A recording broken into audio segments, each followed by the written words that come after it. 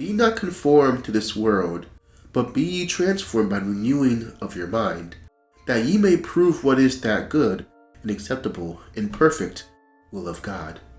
Romans 12, verse 2. Phillips' translation illuminates the meaning of this great passage as follows. Don't let the world around you squeeze you into its own mold, but let God remold your mind from within, so that you may prove in practice that the plan of God for you is good, meets all His demands, and moves toward the goal of true maturity. This passage deals with what goes on in the depths of our souls. It pictures a Christian emancipated from the degrading influences of the world and susceptible to the shaping influences from God, moving toward the goal of Christian maturity. How can we tell if we are enjoying this process? If you want to know, says Dr. Inge, what you really believe, ask yourselves two questions. First, if I had a fairy godmother who promised me to grant me any wish, what would those wishes be?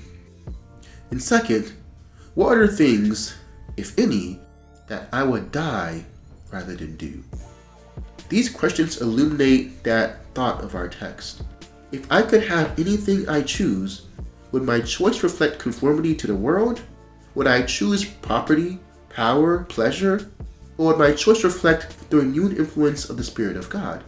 Would I choose that which would glorify God and bless humanity? Would my choices reflect childishness or maturity? And second, have I matured to the point where there are things I would die rather than do? What are those things? There are plenty of people who are willing to give their bodies to be burned. Some take great risk in the service of their ideologies, good and bad. But how many would die rather than disregard the will of God? Our religion is often superficial. We join the church, attend meetings, and adhere to certain regulations. However, we allow ourselves to be conformed to the spirit of the world.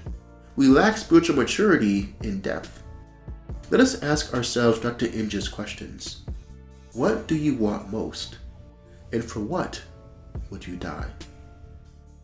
And as always, think on these things.